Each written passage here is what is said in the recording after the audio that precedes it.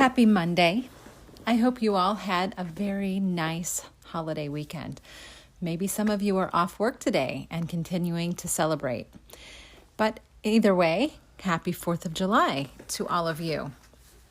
You know what's hard? Apologizing. Apologizing is so hard. It's especially hard if you have to be vulnerable and detail what you're apologizing about.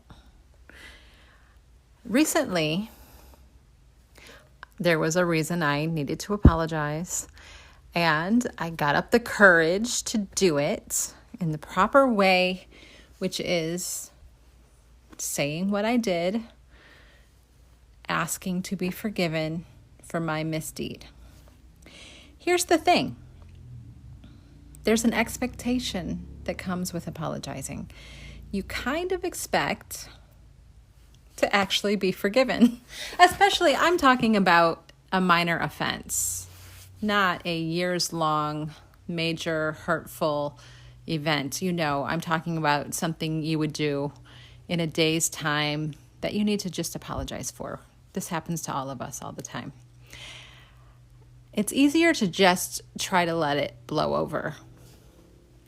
But when you take the time, humble yourself, get your nerve up, think it through, and go to the person and apologize, there is the expectation that they are going to say, "Oh, I forgive you. Don't even worry about it." And I hate to say that, but it's true. We kind of expect an apology because, hey, we would say that if someone came to us and said that to us, right? The hard part is if we are expecting something back, it's not a true apology.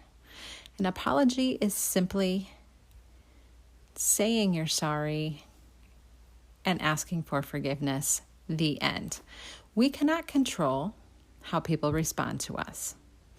We can make sure we do our part to stay right with the Lord.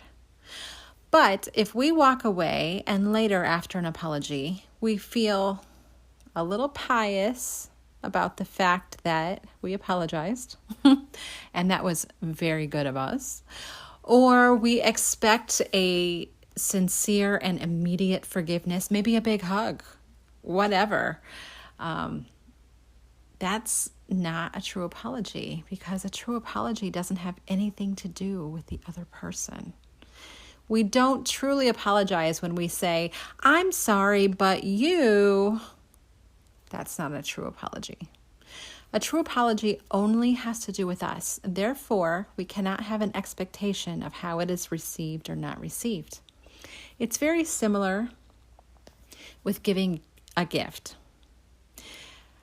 My son graduated and we had an open house for him. And yes, as I was taught as a girl, I made sure he wrote his thank you letters and got those in the mail. And that's one of the things that moms are there for, right? Making sure the kids write the thank you letters. But I know a lot of times when a person gives a gift, the expectation is, at the very least, a very grateful thank you, and probably, depending on what the gift is, also a written note or maybe at least a text or an email acknowledging the gift. But I remember years ago hearing Mrs. Marlene Evans say, if there's anything attached to the gift, you're not really giving a gift. The definition of a gift is that it's free. We enjoy our salvation because the Lord paid everything and it was a free gift to us.